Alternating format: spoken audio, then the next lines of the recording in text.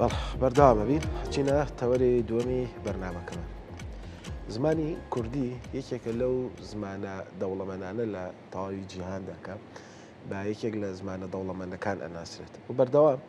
بۆ پاراستنی زمانی کوردی سیمینار و کۆڕ و کۆبوونەوە ئەنجامەدرێت، چ لە ناخۆی هەرێمی کوردستان، چ لە دەروی هەرێمی کوردستان، یاخود لەسەر پەروەردەی زمانی کوردی. ئەمانە کۆمەڵێک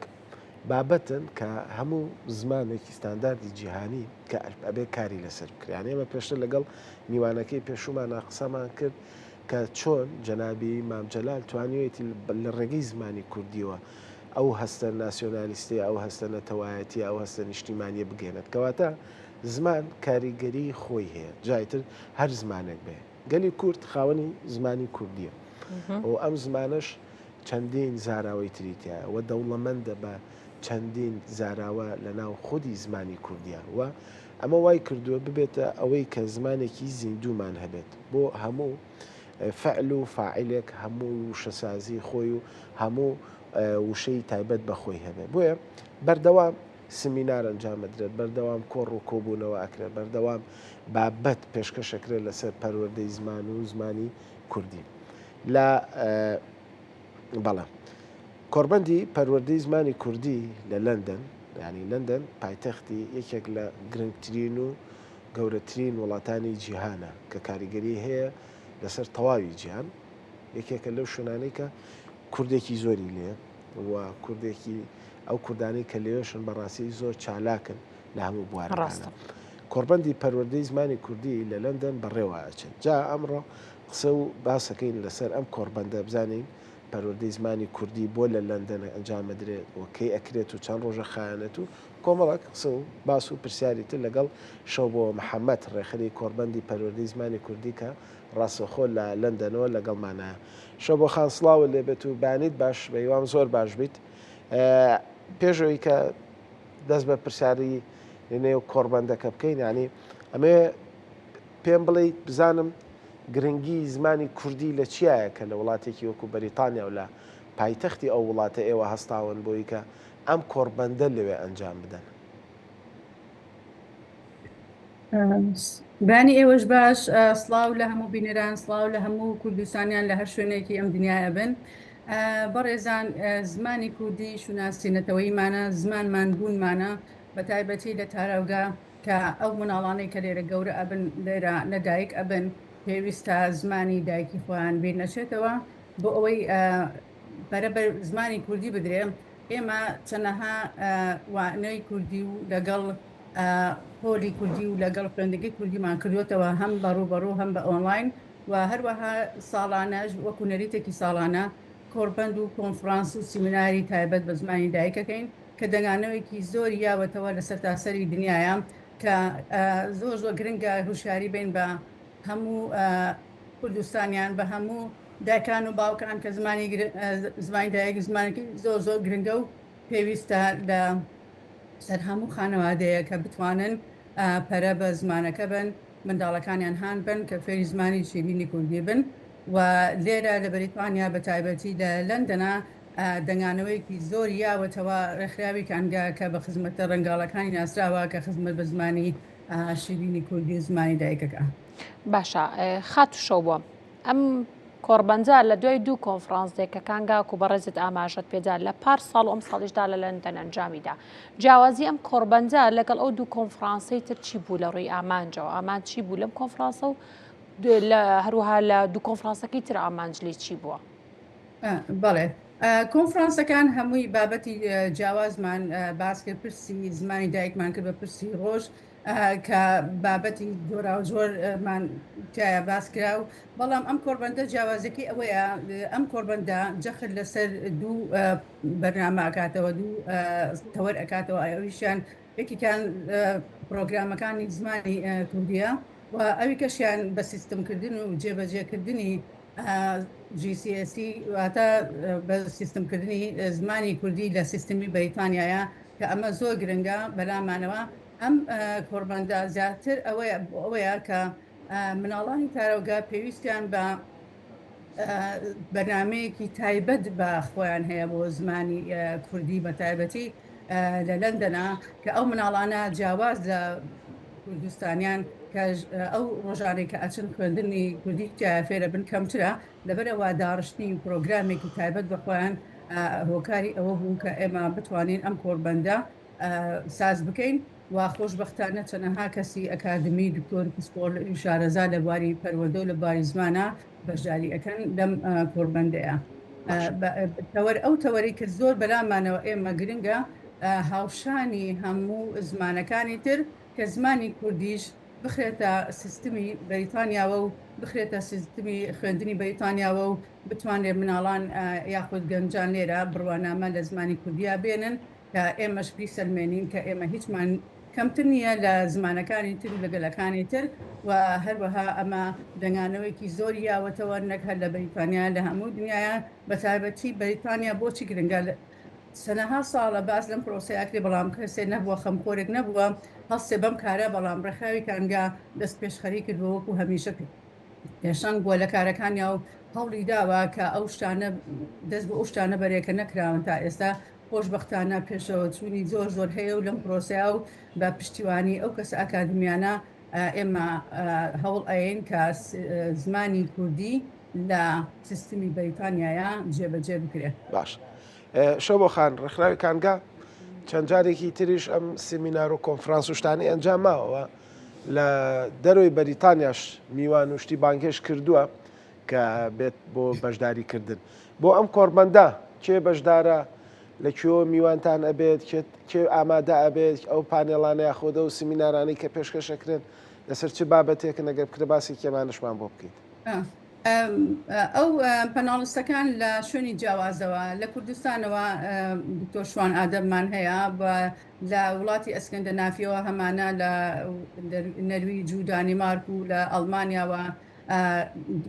بەڕێ ئەکادمیان بەشدار ئەبن و هەروەها لە زانکۆکانی لەندەن چەنەها کەسانی پسپۆر و شارەزا لە بواری پەروەردە و زمانە بەشدار ئەبن کەواتە ئێمە چەنەها خەڵکمان بە وریایی هەڵبژاردووە کە بتوانێت ئەم کۆربەندە دەوڵەمەند کە بیرۆگەکانیان توێژینەوەکانیان توێژینەوەی زانستی بخەنە ڕوو ئەمانە هەموو کەسانی زۆر ئەکادمی زۆر ئازبەرزن کەواتە ئێمە لە چەندەها وڵاتەوانێ لە بەریتانیاوە لە کوردستانەوە لە وڵاتی ئەسکەندەنافی لە ئەڵمانیاوە خەڵکمان بانگەش کردووە بۆ ئەوەی بتوانن تەوەرەکان تاوچوەکەن بتوانن پرۆگرامێکی باش دابڕێژن کە مناڵانی کوردستانیان و مناڵانی تاراوگا سوودی لێ ببینن کە ئەمە ئەکرێ بە پەیڕەوێک بۆ جێبەجێکردنی زمانی کوردی لە وڵاتی بەریتانیا کە ئەمە گرنگێکی زۆر گەورەی هەیە یعنی وەکو پێشتر باسم کرد ئەم کارە تا ئێستا نەکراوە لە وڵاتی بەریتانیا کانگا دەستی بەوە کردو پێشەنگە لەو کارەیە. باش شەوەخان باست لەوە کرد کە هەوڵەیەن کە زمانی کوردی بخەنە ناو پەروەردەی بەریتانیا یاخود خوێندنی بەریتانیۆ لە قوتابخانەکان هیچ هەنگاوێکتان ناوە یاخود ئەم شتە ئەکرێت ئەگەر بکرێت پێویستی بە چییە لەم کۆربەندانە چۆن ئەتوانرێت کار بۆ ئەوە بکرێت کە زمانی کوردی وەکو زمانێک یاخود وەکو بابەتێک لە نێو قوتابخانەکانی بەریتانیا بخوێندرێت. زۆر سپاس بۆ پرسیارە وەڵا ئاڵنگاری زۆرە بەڵام بە سپاسەوە نوێنەری حکوومەتی هەرێمی کوردستان سەرەتا دەست پێشخەری کرد لەگەڵمانە پەیوەندی بە ڕێکخراوی کانگاوە کرد بە جیهەتێکی ناسانین لێرە کە بتوانن لە پرۆسەی ئەو بە GCSکردن یاخود بە سیستمکردنی زمانی کوردی ئێمە لە نوێنەرایەتی حکوومەتی هەرێمی کوردستان دانیشتن یەکەم کۆبوونەوەمان کرد کۆبوونەوەیکی زۆر ئەرێنی بوو توانیمان هەنگاوەکان بچینە پێشەوە ئێستا هەنگاوی زۆرمان بڕیوە و زۆریش چۆنڵی ئەرێنین پۆزتیڤین کە ئەتوانین ئەم پرۆسەیە بکرێ ئەم پرۆسی گەورەیە پرۆژەیەکی زۆر گەورەیە پرۆژەیەکی نیشتیمانی زۆر گەورەیە مێژوویشە بێ و ئەمە تەنها بە ڕێکخراوی کانگا بە تەنیا ڕەنگە نەکرێ بەڵام بە هەماهەنگی و هاودەنگی لەگەڵ ڕێکخراوەکان و نوێنەری حکوومەتی هەرێمی کوردستان پرۆسەکە و پرۆژەکە بەرەو پێشتر ئەچێ بەڵام ئیشی باشمان لەسەر کردووە و کاتێکیش کە بانگەشەمان بۆ کرد ئیشمان تایە کرده بوو گەشتبووینە قەناعەتێک کەشتبوونە ئەو خاڵی کە ئێمە ئەتوانین ئیشی تا بکەین و ئەتوانین سەریخین ئەو پرۆسەیە خۆشبەختانە ئێستا ئەو بۆردی کە ئەو تاقیکردنەوەی GCSE ئەکرێت لەگەڵمانە ئەبن ئەمڕۆ لە کۆربەندەکەیە کاژمێر 12 دەست پێەکە ئەو بۆردشمان بانگەش کردووە کە ئێمە لەگەڵ ئەوانە بڕوانامەکانی ئەوان بەڵێ خاتشۆ بۆ قسێکی کوردەواری هەیە دەڵێ چەپڵە بە یەک دەست لێ ناترێت بێگومان ئەم کارە بە هەماهنگگی دەکرێت ڕاستەوە هاناچان بۆ ڕێکخراوەکانی دیکی هەرێمی کوردستان و یا وڵاتانی دیکەش بە چەندین پەنێڵ بەشداری دەکەن لەم کۆڕبەندەدا بەڵام ئەوەی کە گرنگە ئەوەیە کە خێزانەکان خۆیان مەبەستیان بێ کە منداڵەکانیان فێری زمانی کوردی بن و یاخود ئەوانەی کە لە کوردستانی شەو ڕۆشتون زمانی کوردیان بیر نەچێتەوە تا چەند گرنگام کۆڕمەندانە خێزانی منداڵەکانیش بەشداری بکەن لەم کۆڕمەندەدا گرنگی ئەویان بۆ بخەنە ڕوو کە چەند گرنگە کەنەوەکانیان یاخود منداڵەکانیان پێویستە بزانن زمانی کوردی چێ شوناسی کوردی چێ کوردستان کوێت تا چەند بابەتە گرنگە بەڵێ بابەتەکە زۆر گرنگە ئێمە پێویستمان بە خانەوادەکانە بێ بە خێزانەکانە بێ هەماهنگ بن لەگەڵمانە ئەم پرۆسی بەتەنیها بە ڕێکخراوی کانگا و یاخو بە ئەندامانی ڕێکخراوی کانگا و مامۆساکان ناکرێ پرۆسەی فێربوون سێلایەنەیە خودی مناڵەکە خۆی و خودی باوانیان و خودی ئەو بەڕێبەرانی ڕێکخراوی کانگا یاخو بەڕێبەرانی خوێندنگەکان کە لە لەندەن و لە بریتانیادا مەزراون پێویستە لەسەر خێزانەکان ئەم جۆرە کۆربەندانە ئامادە بن و خۆشببختانە ئێمە تەنها ئەم کۆربەندە تەنها مامۆستایان و ئەکادیمانمان بانگ نەکردووە بانگەش نەکردووە چەنەها خێزانمان بان کردووە کە بتوانن ئامادە بن لەو کۆربەندەیە و گوێبیستی ئەو توێژینەوانە بن گوێبیستی ئەو بابەتە گرنگانە بن کە ئەمڕۆ لە کۆربەندەکەیە بابەتەکان پێشکەشەکرێت و بەڕاستی خانەوادەکان بە زۆر بە خۆشحاڵیەوە زۆر پێیان خۆشە کە ئەم پرۆسەیە بەرەو پێشچوونی بەرەو سووە چونکە ساڵانێکە وەکوتم باس لەم پرۆسەیەکرێ بەڵام کەسانی خەمخۆ نەهاتونەتە پێشەوە ئەم کارە بکەن ئێمە خۆنەویستانە هاتوونێتە پێشەوە مادوناسانە کارەکەین و بەردەوامیشە بین بۆ سەرخستنی ئەم پرۆسە و پرۆژە گەورە مێژویە و بە پشتیوانی خانەوادەکان و خانەوادەکان ئێستاوە چاوەڕێن کە ئەو پرۆسەیە سەر بگرێ و مناڵەکانیان بتوانن لە باتی باشە خاتشۆ بۆ ئەو هەموو بابەتە باز دەکرێت لەو کۆربەندەداوە ئەو هەموو کەس و پانێڵستانە بەشداری دەکەن چەند ڕۆژ دەخانێم کۆربەندە وڵا کۆربەندەکە لە ئێستاە بۆ ئەم یەکەم کۆربەندمانە تەنها یەک ڕۆژ ئەخایەنێ بەڵام بۆ 7 سعات بەردەوام ئەبێ و لەو کۆربەندەشە بەنیازین بە دەرچێکەوە بینە دەرەوە کە بتوانین پرۆژەکە لە خزمەتی پرۆژەکە ئەبێ و ئەو بابەتانە بە چڕوو پڕی چونکە کەسانی زۆر ئەکادمین بە چڕوو پڕی ئەخرێتە ڕوو ئەمڕۆ و باشانیش کۆربەندی تری بەدوایە بۆ درێژە و بۆ ئەوەی بزانین پرۆسەکە گەشتۆتە کوێ ئەمە یەکەم کۆربەندە جا لەبەرەوە پێمان باش بوو بۆ یەکەم کۆربەند تەنها ڕۆژێک بێ بەڵام لە کاتژمێر 12ەوە هەتا حوتی ئێوارە ئەخایەنێ بەڵێ شەو بۆ محەممەد ڕێخری کۆربەندی پەروەردەی زمانی کوردی لە لەندەرەکان بانی ڕاستەخۆ لەگەڵمان نبووی زۆر سپاس بە هیوای سەرکەوتن بۆ کۆربەندەکەتان و تەواوی ئەو بابەتانی کە لەنێو